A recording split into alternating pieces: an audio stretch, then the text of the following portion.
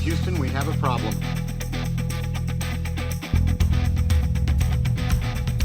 Give me all you got! But what I do have are a very particular set of skills. Give me back my gun! I didn't kill my wife! I don't care! Hello and welcome to another episode of Stand and Watch, the best and only dad movie podcast you're ever going to listen to because we killed all the other ones. They're dead, just like the first version of this episode. Yes. Just like Audacity killed the original recording of this episode and a great Jimmy Cameron bit, we too killed all the other dad movie podcasts. It's dead. Hey, Standees and Steve Buscemi. Yes. Hi, Steve. Hi, Steve. Hi, Steve. Love you. Speaking of Not dead weird. things, we're talking about Heathers today. We're talking about dead high schoolers. Hell yeah. No, not hell yeah. I can't hell yeah that. Not in this climate. Dead high Because schoolers? you know what? In this You economy? know what will happen? This episode will come out weeks from recording it, and some terrible thing will happen here in America. We'll and forget about everyone will that be bit. We'll forget that I said anything, and people will be mad at me. But what did I say? What happened? I don't, because I never listen. I never listen to these. Do you listen to these afterwards? No. Sometimes I click play on them just so I can listen to our opening song because I like it. Right. And then once it's over, I turn it off and I go listen to another podcast. I go to YouTube. I hit the thumbs up. I mute the computer, and I go about my day. And just for the listener, you shouldn't do what I do, okay? Don't close this show after the song and listen to something else. Listen to the whole episode and then listen to something else. I don't have to listen the to whole these. episode. I don't have to listen to these. I'm in them. Exactly. I lived it. I don't Yeah, need to. I don't need I to hear it lived again. right? It's like the people in Star Wars don't have to watch Star Wars because they lived the Star Wars. They lived them, Ted.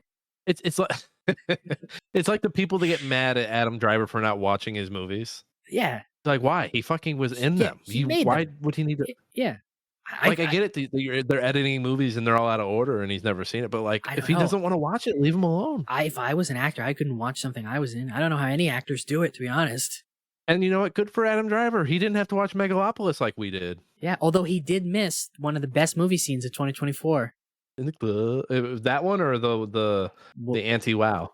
What do you think of this boner I got? Oh, that one. See, you know what? That's a movie of good scenes. Like, what do you think of this boner? And then he saves Yeah. the day with his boner. Yeah. You got anti-wow asking Shia LaBeouf, "What is this?" and him saying, "It's your pussy." So it's a movie of two good scenes. And then you've got the scene where Adam Driver and I forget the lady are talking about the club. Yeah. So there's three good scenes. I will say Megalopolis did creep into Severance today. Oh, God. There's an actor, and she's not the same actor at all.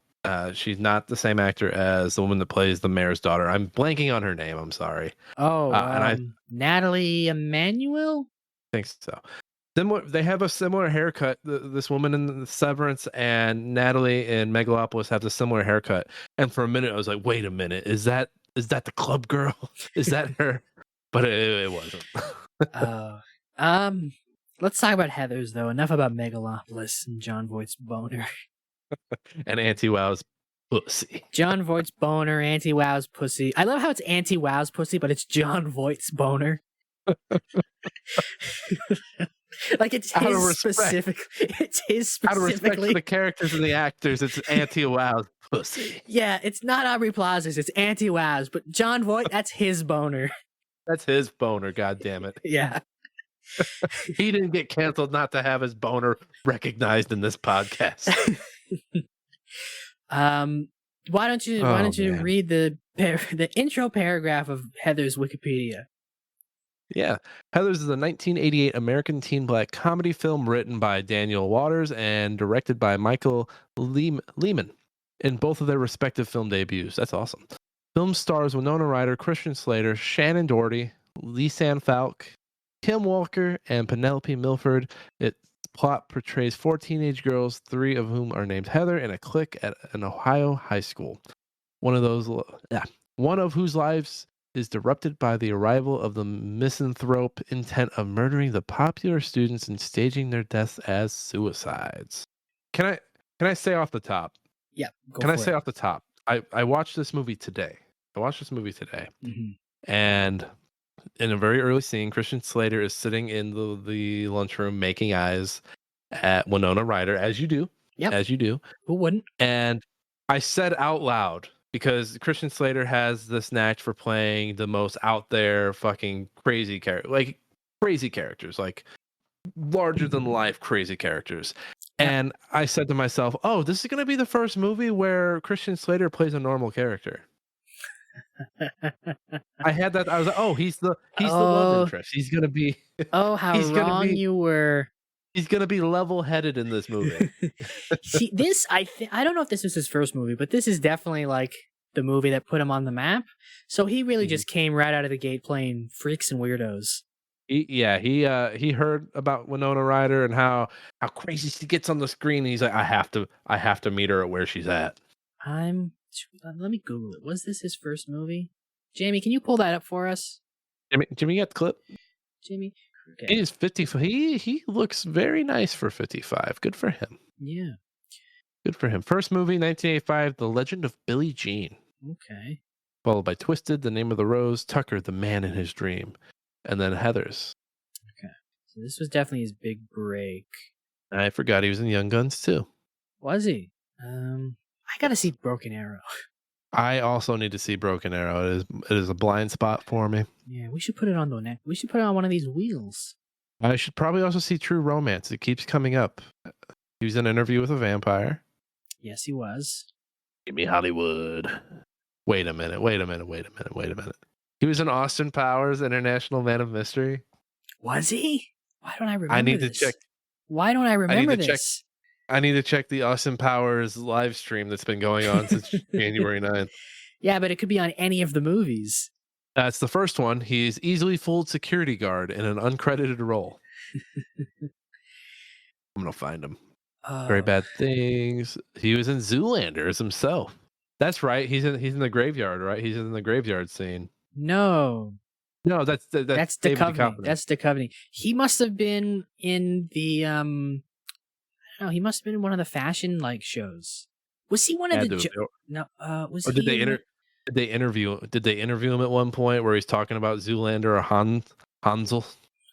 Christian Slater, Zoolander. I like his cameo in Curb. He played a weirdo.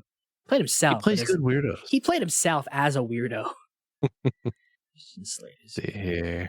We're just going through. We love this movie, but I mean, this man's filmography is crazy. Yeah. It looks like he's one of the people they interviewed on like a red carpet about Zoolander. Holy shit! He was in like 10 movies in 2012. A lot of them were direct to DVD, but holy shit! Does the man have gambling debts? Jesus Christ, man! Oh wait, was he in the first Hot Tub Time Machine as well, or just the second one? He might have just been in the second one. He probably replaced Crispin Glover. I thought that was Adam. I thought Adam, what's his name from Severance, replaced him. Didn't he replace John Cusack? Oh, maybe it was Cusack. I guess I could click the article. Just Google Hot Tub Time Machine 2. Oh yeah, Chevy Chase was still in movies at this point. Oh yeah, Adam Scott. Yeah, that's who I'm thinking of. Adam Scott plays. What happened to Cusack? Did he die? I think there was a period where he was just doing like straight to DVD movies, and now he just rages on Twitter about the Republicans. Oh yeah, that's the sign of a healthy Hollywood career. Being mad on. I've come to the point where I'm like, if I see someone tweeting, I'm like, oh, you're obviously not working, and I say that as someone who wastes a lot of time on social media. Okay, here we go. Christian Slater has an uncredited cameo role as choosy doozy host Brett McShaughnessy. On what? In Hot Tub Time Machine 2. Okay. I do love, by the way, so I'm on his Wikipedia looking at his movies. So when you get to a movie that's direct to DVD, it says it. And now when you're in a movie that's streaming, instead of streaming, it says direct to streaming. Kind of like poking the bear at streaming, like, hey, you guys are just like direct to DVD now. Yeah. I love that. I mean, a lot of direct to DVD movies are better than direct to streaming movies. There's some good ass direct to DVD movies. I'm pulling up my Letterboxd review. I forgot where I put it. Of this think it's in- movie? Of this movie, yes. Your Letterboxd review or your dad approved Letterboxd review? I'm sorry, my dad approved Okay, Letterboxd. I thought you were review. pulling up your own. A little bit. No, I still need to. I still need to leave my perfect 5-star review for this movie. Oh, so you're giving away what you've rated this movie?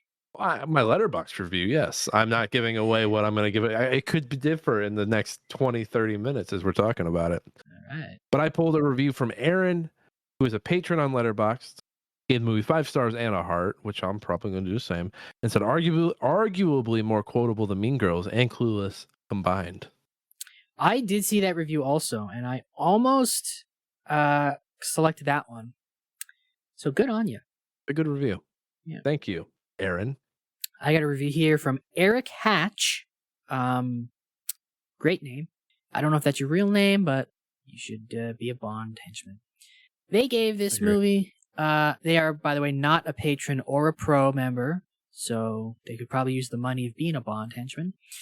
They gave this 4 stars and wrote, "A Jack Nicholson impersonator wreaks havoc at a suburban high school." Yeah, that's spot on. Yeah. I can't believe I thought he was going to play a normal person in this movie. Because I'm watching the first 10 minutes of this movie where they bully a girl they bully a bigger sized girl, Martha Dump Truck.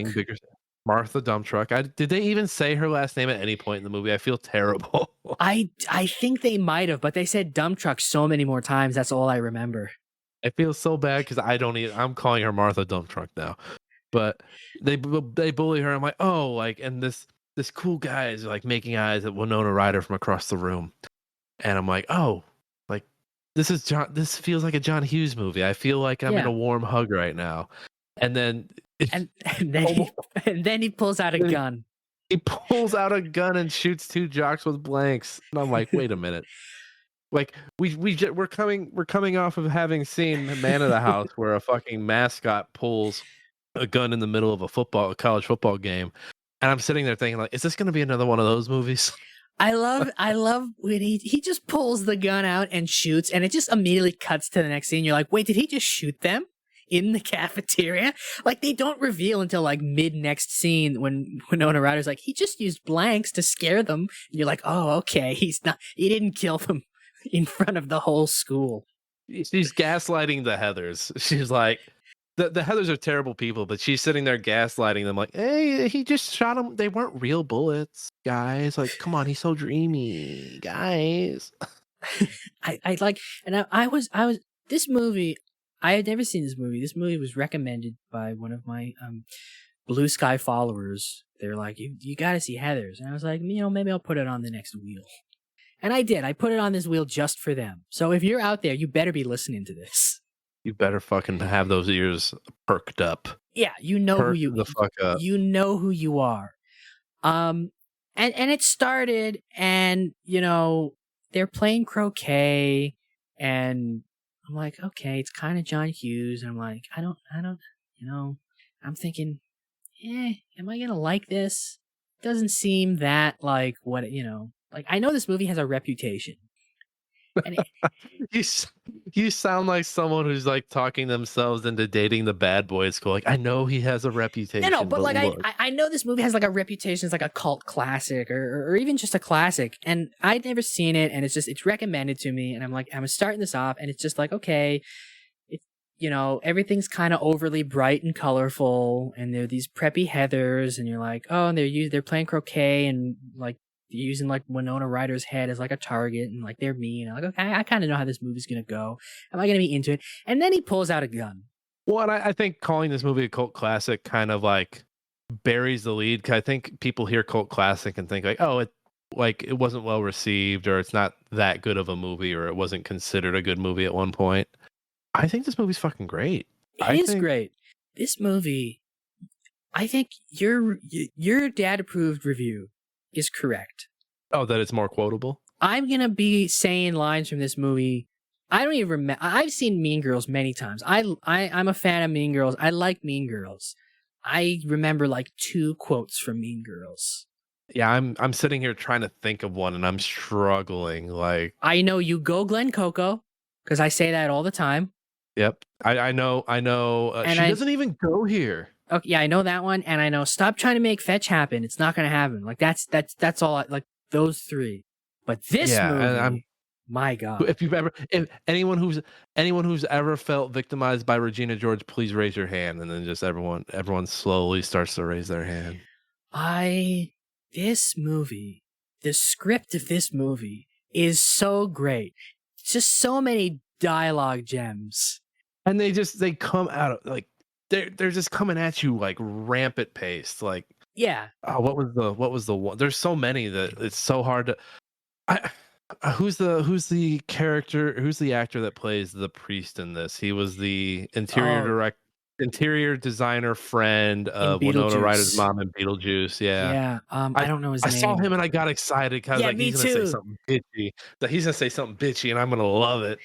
And- There's so many like gems of, and even not just like there's specific lines that are memorable, and there's even just like exchanges that are memorable. Like there's the one scene, and we're getting the spoilers pretty quick here, but there's the one scene after the first Heather's dead, and they're like in their little like circle in class trying to process it, and just like the teacher is like going around like, say your memories or whatever, and just like one nerdy kid goes, "Are we gonna be tested on this?"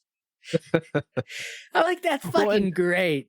Even before she's dead, like Heather, like they're coming out of a party or going into a party, and she's like, "Fuck me gently with a chainsaw." Yeah, like they're talking in the cafeteria, and like the main the leader of the Heathers. I'm gonna call her Red Heather.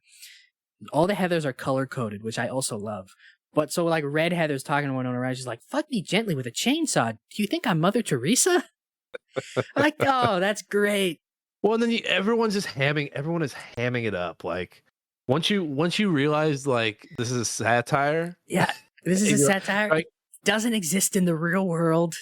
Yeah, once you realize, you're like, oh, like okay, because I feel like there's like a moment in the movie where like you can blink and you miss that it's a satire. Like if you're not paying attention, and then you get lost, you're like, wait, why is everyone like, excuse me, why is everyone like saying these outrageous things? Because it doesn't, like, yeah, it's outrageous from the jump when like they're hitting the croquet balls at her head, but it doesn't really get outrageous until I'd say the gun comes out. Yeah, if you blink and miss the gun, you're the like, gun comes out. He just out of nowhere just stands up, pulls out a giant fucking magnum, and shoots them. And then it just cuts to the next scene. You're like, what? Well, and that leads to there's a few times when Winona Ryder, her parents like call her over, like, "Hey, come sit down with us. Come hang out." They have the same conversation every time too, all the time, and I love that. Like, it's that. Hey, the suburbs are boring, right? But every time the dad is doing so, like the first time he's reading like Tom Clancy novels, he's like, "Why do I like these spy novels?" And she's like, "Cause you're an idiot." He's like, "Oh yeah, that's right." Yeah, and then she's like, "Oh." The next time go ahead. Every time too, it always ends with her going, "Great pad thai, but I gotta go if I'm gonna make this party." The next time he's smoking a cigarette. Yeah, why do I smoke these things? Because you're an idiot. And then her mom says something, and she's like, "Well, great pad thai, but I gotta split if I'm gonna make this dance. If I'm gonna make this feel like it's always the same." The film. I almost said the film. The movie. the film. Oh, I can't say the film. People will think I'm pretentious. Well, the picture. No, the movie also makes a point to like be very like it doesn't take sex serious at all in this movie. Like anytime someone's about to have sex or do a sex act in this movie, like things get kind of rapey. They either get kind of rapey, or it's like the most outrageous thing. And so I go back to like when JD and Veronica have sex, and they basically had sex on the lawn while they were playing strip croquet, and you're like the camera's panning and you see like underwear on a ball, you see like boxers on, and then you see a croquet mallet sat down with two balls to the side of it to look like a dick, and you're like, this movie doesn't take sex serious at all. And more on the assault side of things, like, yeah, every character, like, and maybe I'm jumping ahead, but what's the other Heather's name? I call her Sporty Heather, the cheerleader. Oh, Yellow Heather? I call her Yellow Yeah. Heather. You call her yellow. See, but that feels like a tongue twister. Yellow Heather, yeah. Yellow Red Heather, Yellow Heather. Red Heather, yeah. Well, and she dates one of the jocks that eventually gets killed, and I forget Yeah. who it is. Is that Rip? Is it Rip? One of them's Rip, I think. Yeah, one of them's like Rip. Well, so and it's implied like they've been going together for a while, so they're like dating, but also kind of like an item. And then so Winona Ryder, Veronica, They go on the I'm double gonna say date. they go on the double date, and things get crazy after a while, and it cuts to like what I presume is a sex scene of Yellow Heather. I hate saying it that way. Yellow Heather and Rip like getting ready to go at it, but it looks so violent, and it looks like It did look very Like- rapey. yeah, and I was sitting here, it's like, oh, like this film is saying that, like, yeah, like you're not like it was almost like a satire of like, having sex that young, and like you're not having a good time. You're Yeah. you're learning about sex, but every time someone has sex, it looks unpleasant. Yeah, he looks very rapey on her. Mhm. There's a couple times when JD is very rapey on Winona. Mhm. Yeah, a lot of rapey people as well. All the rapey people get their comeuppance. They do. Yeah. They do 100%. Like the only sex scene, the implied sex scene in the movie is that looks like anyone's enjoying themselves is the croquet sex. Yeah. Because even the first Heather that dies, is that Red Heather? No, that's Red Brown Heather, Heather. yeah, Red Heather. then is the other one redhead? Because the other one's a redhead, right? The one that No, becomes the new. The new Heather. Are you getting your no. getting your Heathers mixed No, up? no. The first Heather is Red Heather because she's always like wearing red, some variation of Okay. red. Right, and then Green Heather becomes the new Red Heather because Red Heather's dead, and so when you kill one Heather, another Heather takes her place. They're the Hydras, which Winona Ryder hilariously couldn't think of the name of because her ex-boyfriend would have. Her dorky eighth grade ex-boyfriend. But yeah, well, it's confusing because Green Heather is also a redhead. Yeah. This movie and these fucking Heathers. But even the first Heather, which I call Dead Heather to help me avoid confusion. Dead Heather. She is forcefully, or she gives a blowjob to a college guy, and like she hates it, and you immediately like you see her in the bathroom. She's like doing the mouthwash thing. I think she spits at herself in the mirror at one point. And that's also the same party where Winona Ryder almost gets roofied by the college guy's friend. And so it's very poignant. Am I using that word right? I said film earlier, so can I say poignant? You can say It's very poignant. You can say poignant. About its position on sex and its role that it plays in growing up in like the suburbs almost. What else was there? Yeah, just man, the movie kept surprise. It's really fun. It's so much. It's really fun. Like, it's just everything gets so ridiculous. I love a ridiculous movie. This is a ridiculous movie. And these are all terrible people. And these are all terrible people who think they're good people. I think too, it's one of those movies, and I kept thinking about this while I was watching it, that it would strangely make a good double feature with Wanted. Why? Well, because they kind of touch on the same thing of like, individualism versus being in a group. And when you're in a group, there's always somebody who corrupts it with their lust for power. Reddit mods. Yeah, right? Like there's always like, you kill one Heather, then and the Heather that takes her place is like the meek Heather, the punching bag Heather. Right? It's the Heather that they were like, oh, come on, Heather, bulimia is so 87. Are you saying that high school is a society? I am saying that high school is a society.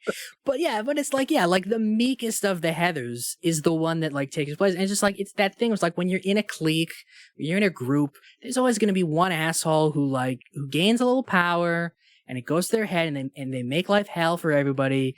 And you're just gonna be like, why am I in this group? Because I don't want to be alone. Speaking of, yes, because Winona Ryder's character is like feeling that throughout the movie. I like the little character details of her being able to copy anyone's handwriting. Yeah. Really, really fun character thing that like not only is interesting but plays into the rest of the movie. I listen. I know we already talked about like how quotable this is, but I didn't get a chance to specifically say this, so I'm gonna say it now. I love my dead gay son. I knew this movie was. I knew this What a that line! is What a thing to say at your son's funeral. at your son's gay funeral. Yeah, your gay son's funeral. Your gay son's gay funeral. I just love that. I love the whole like we're gonna kill them both and stage it like they killed each other for their repressed homosexual emotions, and everybody just believes it. And they're like, "Did you hear? They killed each other over their repressed homosexual emotions." The first cops that are I love when they're setting it up and JD's like, I got bottling water, and Winona's right. Yeah, Winona Ryder's like, sparkling water. sparkling water, and she's like, everybody drinks that now. He's like, not in Ohio. And the cops get there later on, and they're like, one cop's like, I got it pegged. What's going on here? And the one cop's like, what? And he pulls out the sparkling water, and they kind of exchange a look. Yeah, it doesn't say anything. Just pulls out the sparkling water, and the other cop goes, "Oh, oh, just fantastic." When it cut to them at the funeral, and they're both wearing like football helmets and pads in the caskets next to each other, and the one of their dads says, "I love my gay son." I was like, this is a perfect movie. This movie could completely bomb the rest of the way through. This is a perfect fucking movie. I think this is one of those movies I liked it more as it went on. I think I was a little iffy at the beginning, then he pulled out the gun, and then I really got into it, and then they kill the first Heather, and I'm hearing some of these things like I wouldn't patronize a bunny. Mm-hmm. Yep, the dad. Right, and by the time it got to "I love my dead gay son," I was like, "This is it. This is great. This is great. I'm fully on board. This is incredible." You've got the one head case teacher who like wants to like make a big hullabaloo about the suicides and like makes it a big production and brings in the news.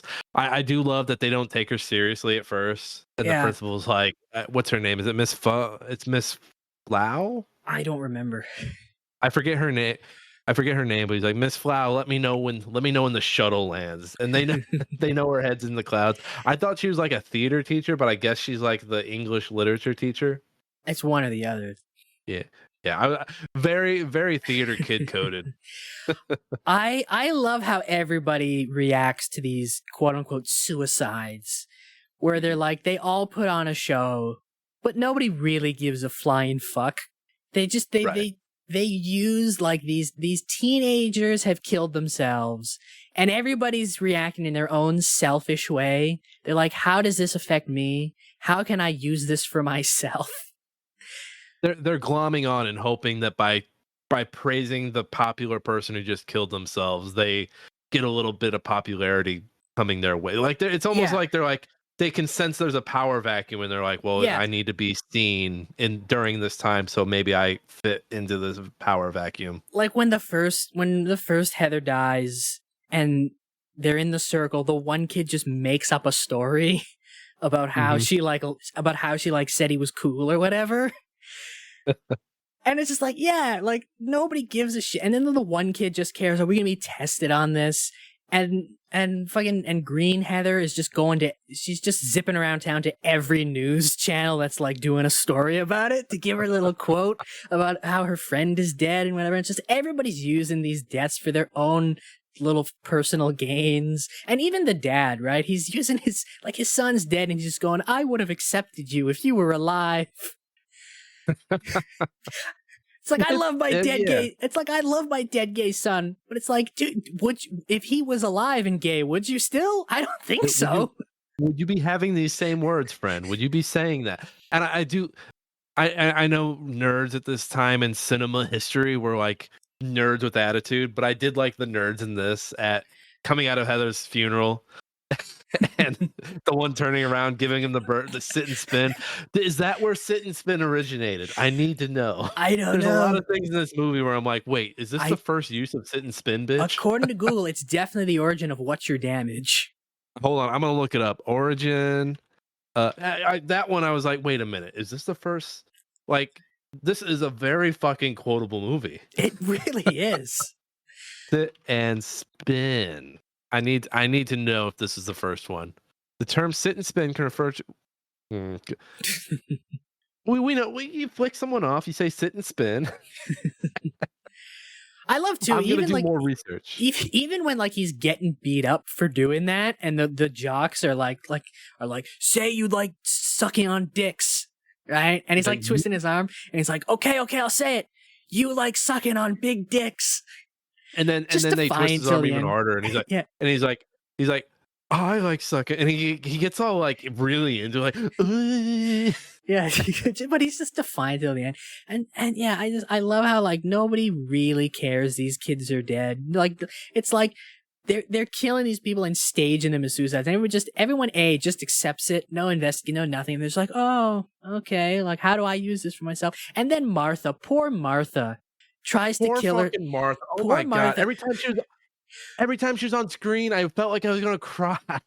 Poor Martha tries to kill herself legitimately because nobody likes her. Everybody bullies her because she's overweight. She hates her life. She wants to legitimately kill herself, right? Like they're not murdering her and staging it. She's legitimately trying to kill herself. She fails, and the reaction to it is like nobody gives a shit, and they're like, she was just trying to copy the popular kids.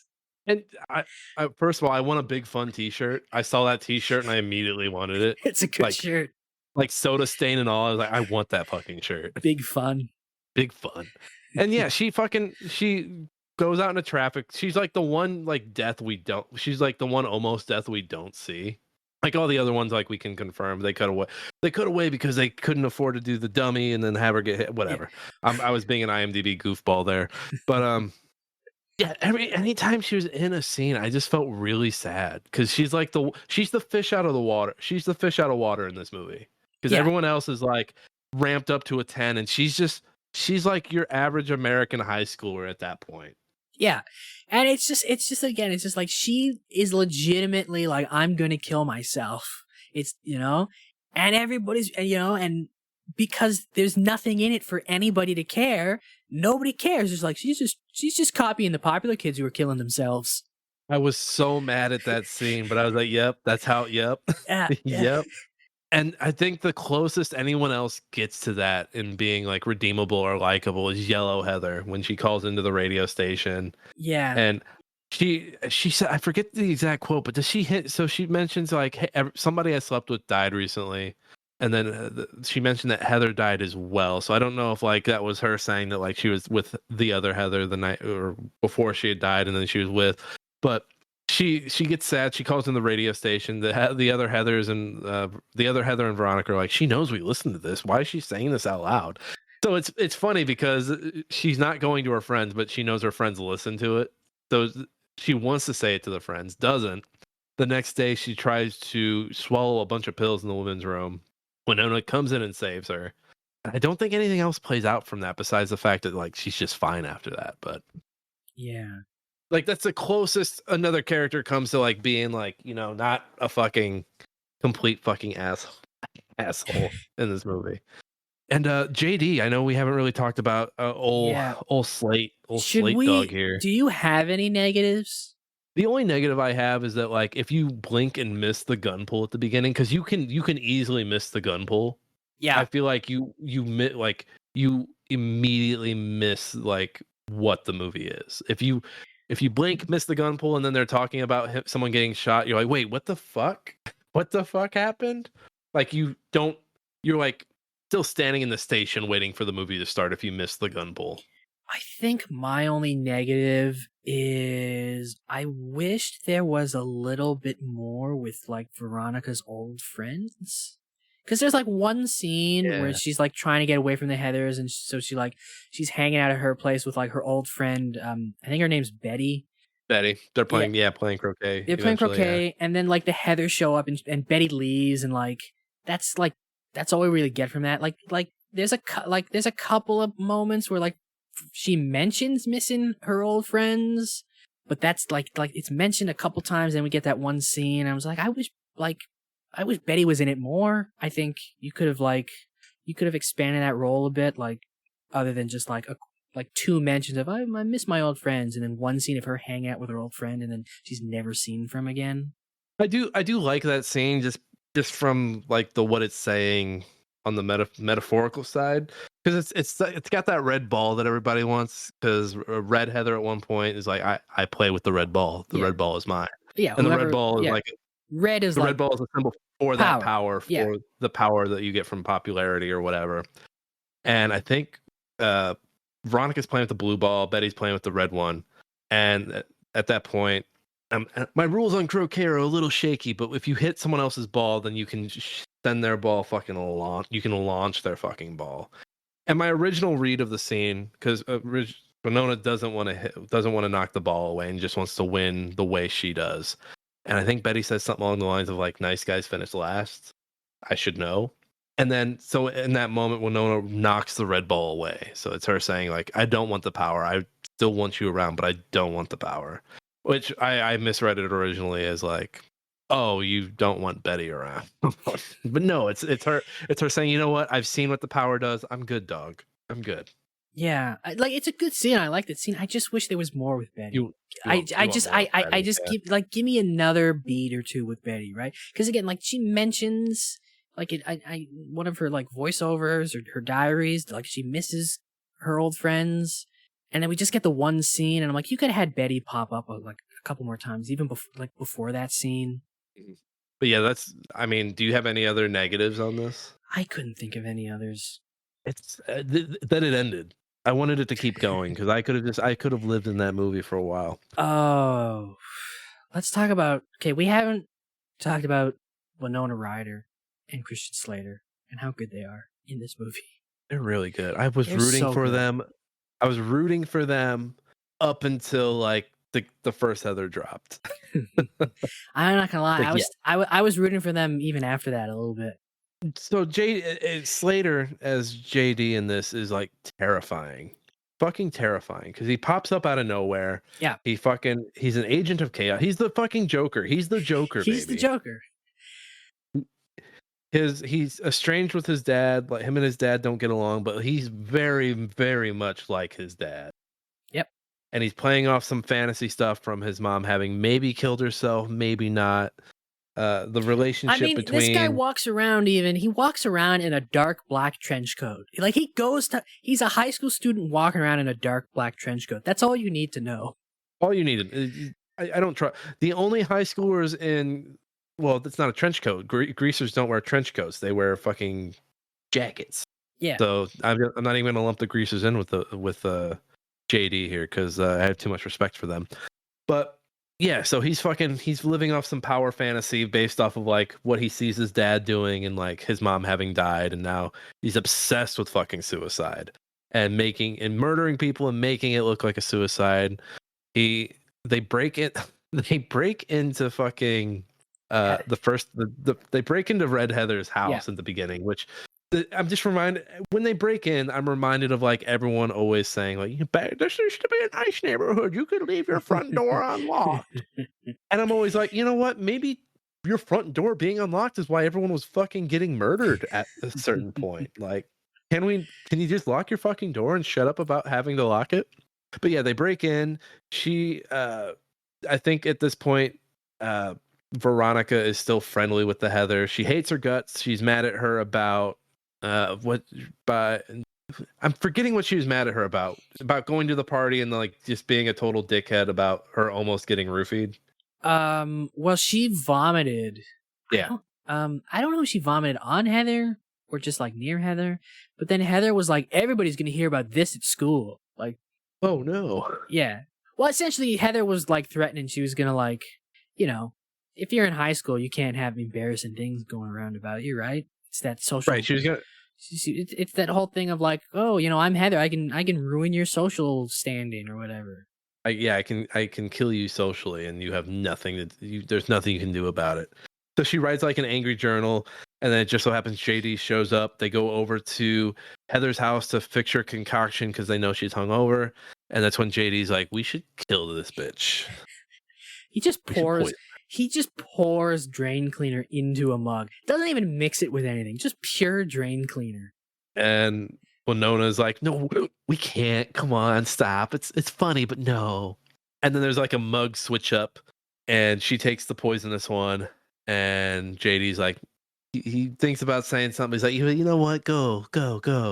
And then so Heather drinks it, Heather dies, and that's when they come up with the idea to stage it like a suicide. And I think this is where this is like the second turning. This is like the turning point of the movie where it's like where the themes really start to come out of like the hell living life in suburbs and how hellish it is.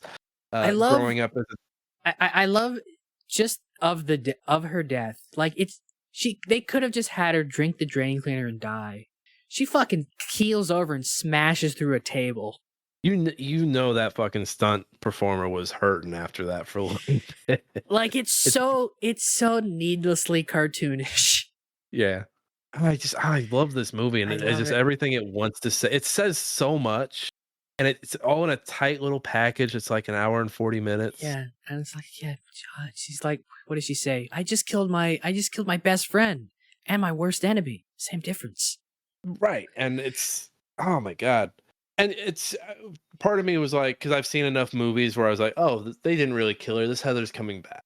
Nope. Yep, she's just Fucking dead. dead. She's dead. She's and done. nobody really cares, and it's fucking Nobody gives a hilarious. shit. They don't even question the suicide note that uses fucking words she would have never used. Like, and even Winona Ryder's character is like, you know what? She's killing herself, so they probably give her the benefit of the doubt. And it's funnier, the suicide notes are used over and over again, and eventually it's like JD just says it out loud, like, "Who gives a shit? We've got Moby Dick over here. We've got underlined Moby Dick lines."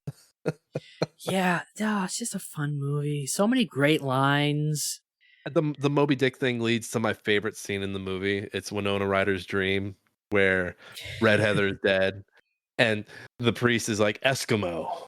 It was underlined, and it's also kind of a satire of like how we try to make meaning out of the most meaningless bullshit. Yeah, And I was just like, I love it. Like, I almost wanted to get on this podcast and not talk about any of the themes, because like, no, because I'm getting on here with my drivel. And I love that whole exchange. And then like she sees Red Heather at one point, and she gives her like worm spaghetti or something. And then she wakes up. I love It's Heather. a scene- I love Red Heather in that dream. Like, I had so many more people at my funeral. she's still a petty fucking asshole. Even in death, and I guess not death, but like even like post death in Winona Ryder's guilt dreams, Red Heather's still like the biggest bitch. And I also really love the way this movie has teachers, and like how they're so underprepared for how to deal with any of this. And that they just give it to like the fucking craziest one of them, like, just fucking go. Like, I love one of their first meetings is about, should we take school off? Well, how much should we take? How much time off should we give the students? Like that's one of their first concerns, is like one of their students has killed themselves. So how much time off should people get? when the principal is like, it's funny because the principal's like, which Heather was it? And they're like, this one. And he's like, oh, I thought it was the cheerleader. I'd give a week for the cheerleader. I could see doing a week for the cheerleader. And it's just, yeah, the whole thing is just like a commentary on popularity and how stupid it is. You can sum up the movie to something that Winona Ryder's mom in the movie says. And I think Winona says something along the lines of like, she's mad she's not being treated as an adult throughout this whole situation because no one's taking the death literally. They're like just like making it this big bombastic thing. And her mom turns to her and says, "You've wanted us to treat you like we've been treating you like an adult the whole time." He's like, "Yep. It's the movie's basically like you don't ever really grow out of this bullshit that you think you're going to grow out of in high school. Like life is essentially still that bullshit." Yeah, it's just now things are on a countrywide scale. We live in a society. We live in a society. We didn't even JD like eventually is like, I'm gonna blow up the whole school. He uses Red Heather to like have people sign a petition, which is actually like a school-wide suicide note. A school-wide suicide pact. And their suicide method is explosion. Yeah, there's a boiler room under the fucking gym, which I fucking lost. I was like, this would not be under the gym.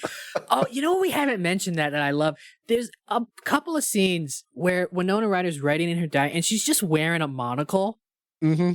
And it's just like, it's never, she's just like, all of a sudden it just cuts to her wearing a monocle for no reason. And you're like, oh, like, what is this? What is this world?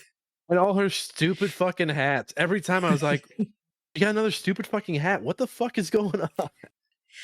Oh yeah, the boiler room, the little boiler room fight. Oh, and like she figures out JD's gonna kill her next, so she pretends to hang herself first, and he shows up. He's like, "Oh, I can't believe you did it. I loved you. I'm here to I came here to kill you." And she's got the little. She tied the rope around her torso, so all the weight's like down there. But it's funny because then her mom comes in before she's able to get out of it, and so it's like she's hanging. She's like, "I should have let you get that job." Like she's saying everything that she wants to say to her, everything she should have said to her when she was alive, and then she comes back to life, and then she goes right back to dinner. Like dinner's downstairs. Oh, Good fucking movie. Good fucking. We live in a society. JD blows himself up at the end. yeah. And then Veronica just covered in soot from the explosion and just scratched up from fighting JD, just walks back into the school, just takes Heather's red bow, and invites Martha to watch some movies. I love that. I thought it was perfect that they got together at the end. I do love that Red Heather's, or the new Red Heather's like, "Winona, you look like," and she's like, "Yep, I just got back." Oh, that's great too. That's a great callback because earlier in the movie, like, are we going to prom or are we going to hell? Yes to both. Yes. This is what a great movie. There's so many good lines in this. What does JD say when he like takes her from the window? Our love is God. Let's go get a slushie.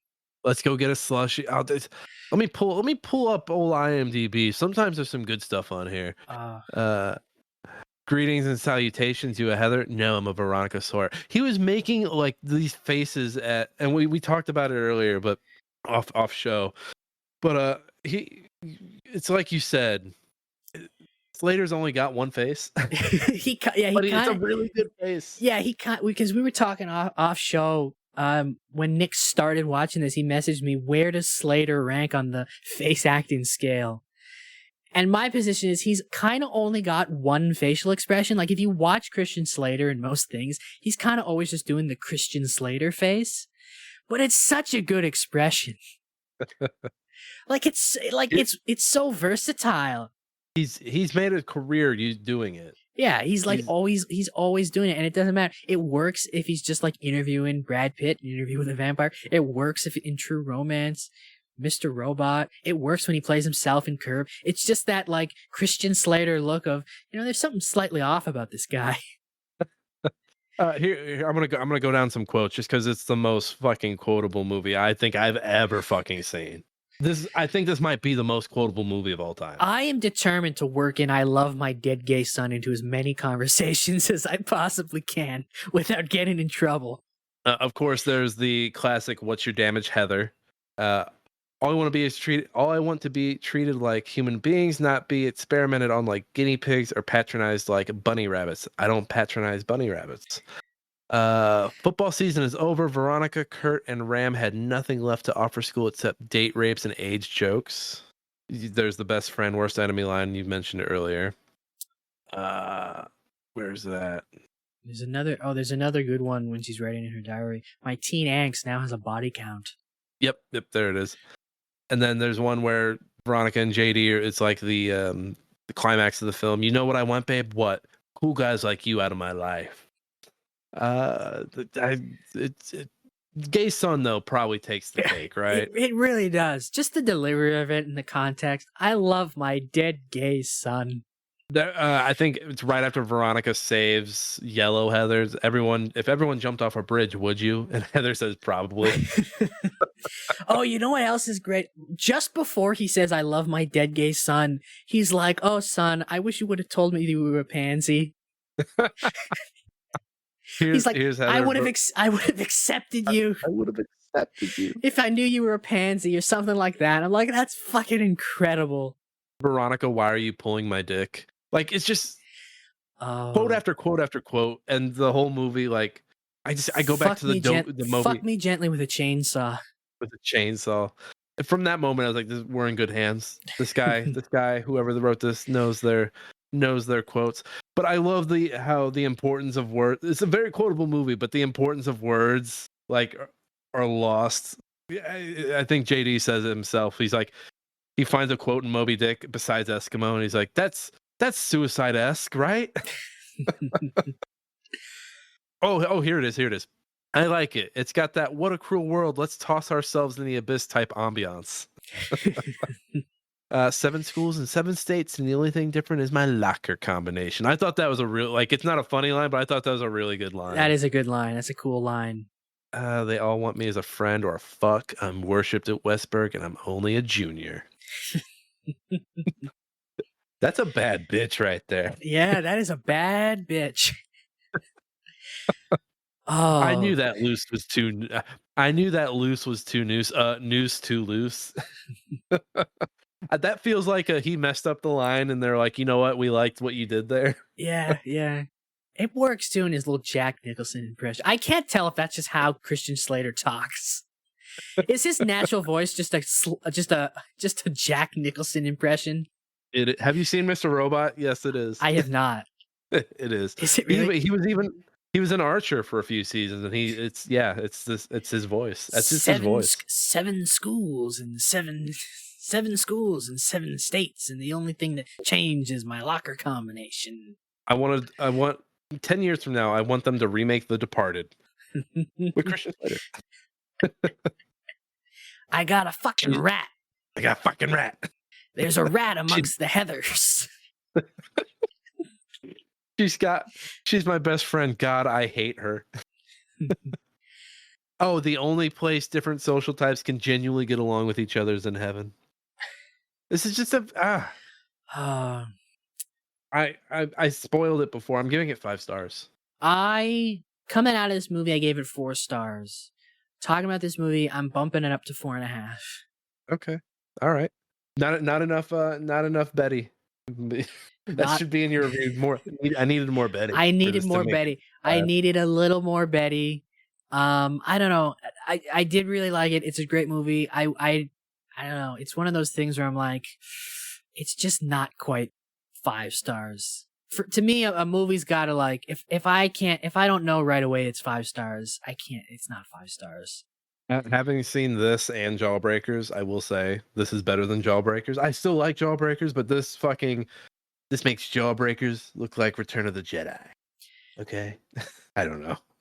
I think as a big fan of Mean Girls, and someone who's never seen this, I do think this is better. This wipes the floor with Mean Girls. Mean Girls still a good movie. Yeah. Still a great movie. I went into this movie thinking like it was going to be them trying to hide that they killed the Heather. And I was like, oh, okay, this is just your average. We killed a fellow high schooler. We have to hide it. And when I realized that's not what it was, and they were going to get away with everything they were going to do, I was like, oh no, this is fucking crazy. Oh, there's one other scene I want to mention before we get on with this. This is the one scene when they're arguing in the car.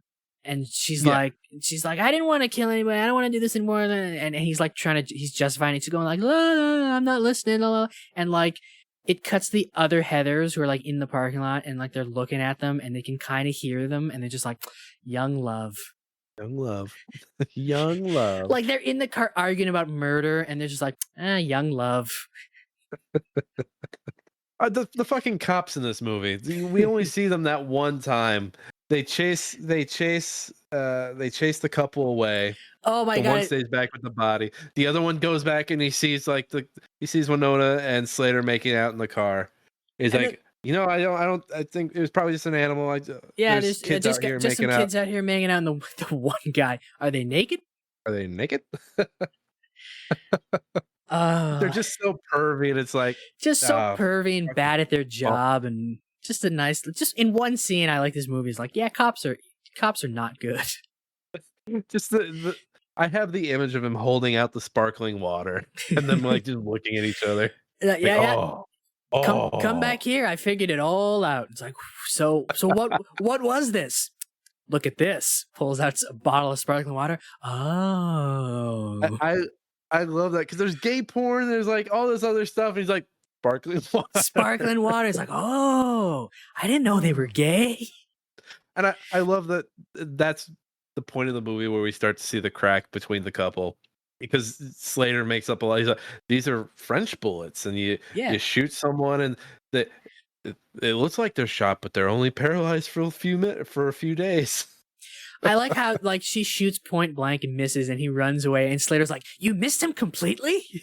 And then later on, she shoots his fucking middle finger off, and like it was a perfect come around of like, oh, her shot's not that bad. Oh, okay. Here's the real question: is this a dad movie? No, it's not. It's not. It's not a dad movie. No, you're a dad. You liked it. What does that say? I liked it a lot. I don't know. I always base my dad movie stuff off of like, would this be a movie my dad would like fucking kill the DVD player? Like, would the DVD be in there constantly and him be watching it? Or the typical, if it were on, would he sit down and watch it? And I just don't see it. Because I think immediately a dad sees like, oh, this is a movie about high schoolers. I got shit going on. Can't really do this right now. I think it. I don't know. Maybe you can talk me into it though. I don't know if necessarily it being. I mean, I wouldn't say. I don't know if it being a high school movie would necessarily negate it from dads enjoying it, because like I'm sure dads like The Breakfast Club. True. Right, and I'm sure a dad might see this and be like, "Oh, this kind of looks like The Breakfast Club," and they might give it a chance. They might tune out if what I think what might tune them out is if they're watching it before he pulls out the gun and they just think, oh, it's a high school movie about girls. Right? Yeah. Like, I think a dad would watch a high school movie depending on when it came out. But with this, they'll probably be like, like they'll watch it The Breakfast Club because it's got, it has your Emilio Estevez and your Judd Nelson to counteract your Molly Ringwalds and your Ali Sheedys. But this is just like, if a dad starts this, they're like, oh, Winona Ryder and some girls. Dad's like Christian Slater, right? I think so. I think that's a plus on it. It's a movie that's very dependent on when they sit down, also if it's the first time or not. I'm gonna go a little lower on it. I'm gonna give it like a 55. Yeah, I'm also gonna go 50. I think. I don't think it's not a dad movie. I think it's definitely full of elements that would appeal to dads. Dads like Slater. I think they'll appreciate the zaniness of it. Very quotable. Very quotable. I think I could see a dad leaving after the movie is over and being like, "No, not my gay son." Like, I love my gay son. Yeah, right. Like, it's very quotable. It's very funny. I think dads do enjoy a good social satire, which this is. It does really depend. Like, if they started at the beginning, how long they hold out before Christian Slater pops up and the gun comes out. Quick, he's there making faces almost immediately, but yeah. And I do think it's one of those things where, like a high school movie is doesn't completely disqualify from being a dad movie. Because again, but it depends on the high school movie. And I think a dad might be like, oh, bright, colorful, preppy kids. But I think if a dad sticks around, they will find a lot to like. I think it does lose points where if you fall asleep and you wake up, you can't just get right back into it. You gotta go back. Yeah, you gotta go back. Yeah, so this one's very dependent on like who the dad is, when they grew up, when they started watching this, if they've fallen asleep. Like scanning the channels, like the dad's gonna tune out, right? Like you can't start this in the middle. You have to be on board. You have to. It's a quick buy-in. You have to know what you're getting into. You can't. It's got that one scene with the gun. You blink, you miss it. You have no idea. Yeah, I think it's not a dad movie. It's not a dad movie. It's completely dependent on the dad. But I wouldn't say it's not one. So I'm going 50. Yeah, I'm 55 in it. Did you say how many stars? Yeah, we already said our stars, 5 and 4.5. Yes. Are you ready? Are you ready for like the one negative part of the show? The show precisely. Yes. It is time for our negative Nancy's of the week. These are the goofballs, the losers, the complete idiots that need to go outside, that hop onto IMDb and list out a movie's goofs when they could have been doing anything else with their time. Yep. So I've got one here. It's got 10 downvotes. This guy might be trolling, but you know what? I don't trust them to have enough brains to know how to troll. So here it is. Heather Chandler drinks poison from a coffee cup that is clearly empty. This was so the actress Kim Walker would neither die nor be hospitalized at the time of filming, so she wouldn't actually drink anything poisonous or harmful. This has to be trolling. There's no way. I refuse to believe, even amongst the ranks of IMDb users who submit goofs, I refuse to believe there's a real human person who believes that the alternative to that cup being empty was they get the actress to drink drain cleaner.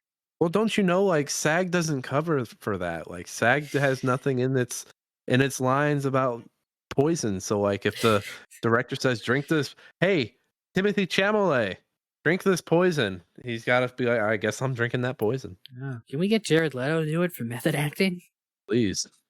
Please.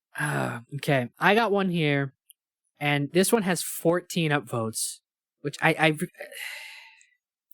When Veronica comes out of the Snappy Snack Shack with the large slushie that JD just bought for her, she waves it around and holds it with a bent wrist in a way she couldn't possibly do if it were almost full of a heavy liquid, revealing that the cup is actually empty. I would like to know how heavy this idiot thinks a slushie is. Slushie is lighter than a soda. It's literally like, are you a leprechaun? Are you the Slender Man? You have no arms. Are you Paper Mario? Like, you can't pick up a slushie? How heavy do you think a slushie is that you can't pick up a full slushie and have a bent wrist? This guy was watching the movie, like, honey, that cup is empty. That cup is empty. There's no slushie in there, honey. And his wife is like, bold of you to assume like he's married. I'm giving him the benefit of the doubt. He was happy. I would like to think he was happy at one point, and then he found out he lived in a society and post on IMDb. Speaking of people who live in a society, we don't have any dad jokes this week because we've decided in lieu of a dad joke, we're going to do something else. We have JD here, played by Christian Slater, reminded me of a character. I'm an impersonation. I am Heath Ledger's The Joker as JD. Give me a minute here. So before he does this, I'm just going to explain this impression, right? I'm going to break it down analytically because there's a lot of pieces to this impression. It's not just Heath Ledger's Joker as JD. What he's doing here is he's portraying Heath Ledger's Joker as Christian Slater as Jack Nicholson. Let's put a Heather in their place. That's all I got. Yeah. I too will be performing JD as Heath Ledger's Joker. It's simple, really. We kill the Heathers. That was great. And now here's Jack Nicholson as JD. You can't handle the Heathers. Do you have any Jack Nicholson from The Departed with the Heathers mentioned? I got a fucking Heather gnawing at me. Anything from Anger Management? Oh, I don't know any quotes from Anger Management. That's a good movie, though. That's going on Granddaughter of the Wheel. That is a good movie. I can't remember any quotes that Jack Nicholson says. I remember him saying, I feel pretty, oh so pretty. That's it. What other Nicholson movies are quotable? Bucket List isn't very quotable. It's just him being an old man. Bucket List is his last movie? Oh, Jeez. Here we go. Here's Jack Nicholson as Jack Nicholson's The Joker as JD. Where does Heather get all those wonderful toys?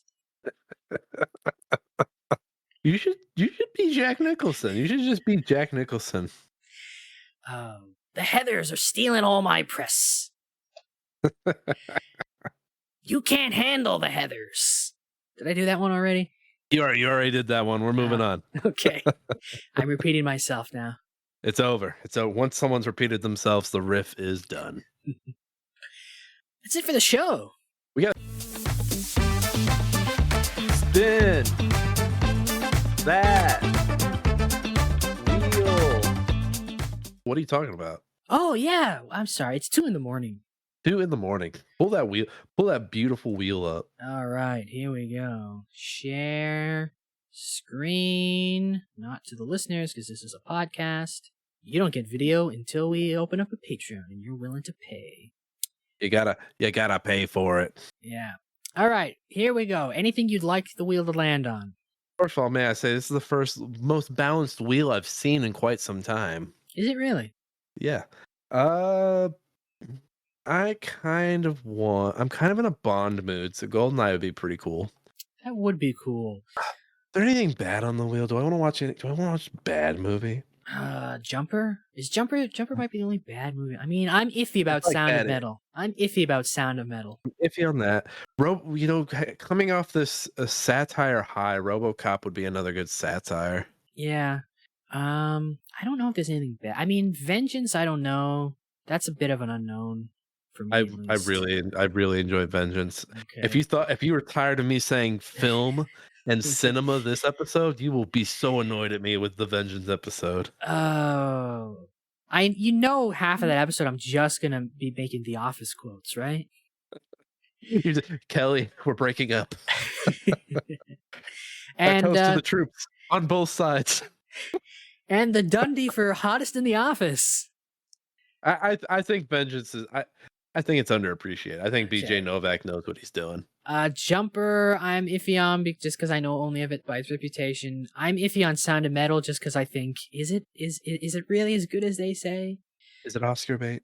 Yeah. Other than that, I think it's all good. I mean, Snake Eyes is a bit of an unknown, but I mean, it's 90s Nick Cage, so it can't be that bad. It's got Gary Sinise. Let's do it. Let's spin that bad boy.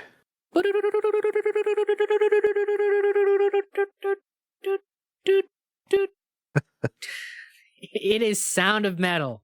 I guess we're gonna find out if it's iffy or not. Yeah. Oh, shout out to Stu who wanted this last week when he was a guest.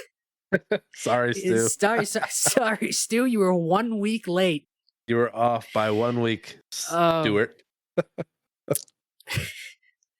Okay. All so, right. Hey, so this now wheel that's is it looking for a the show. little cleaned up.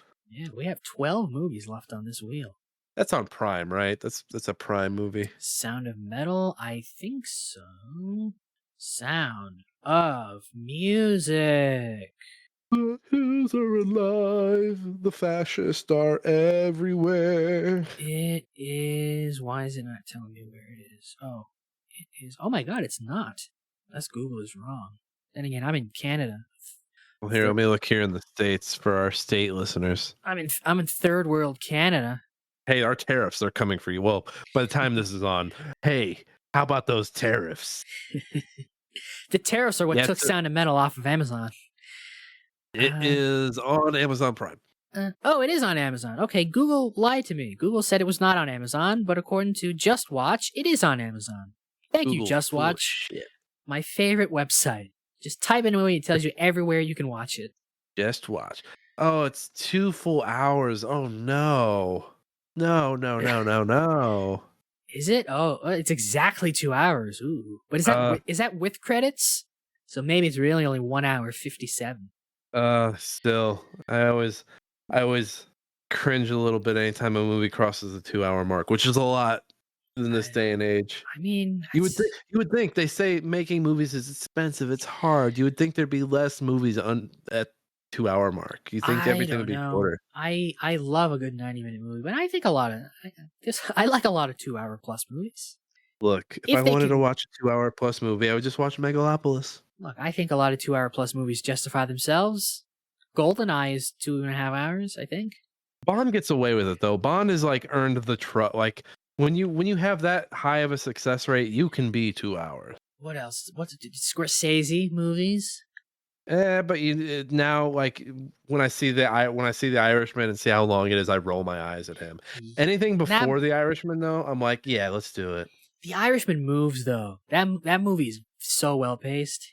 It moves, but I love that they tried to de-age fucking The movie moves quite well. De De Niro, not so the much. Stomping.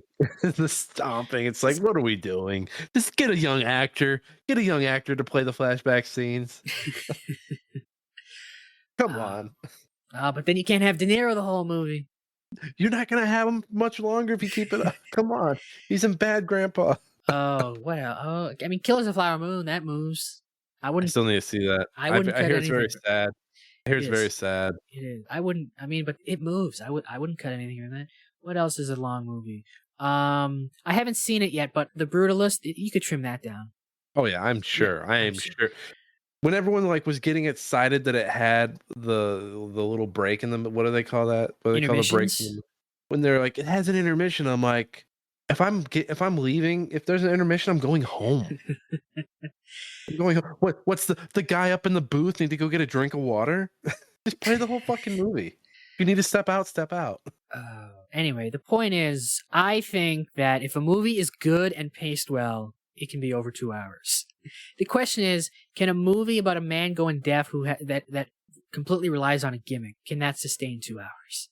I mean, if we're looking at movies that had a similar type premise, I mean, you love The Quiet Place. I would have liked it more if they weren't so dumb. And also, that movie's 90 minutes. That's a lean 90 minutes.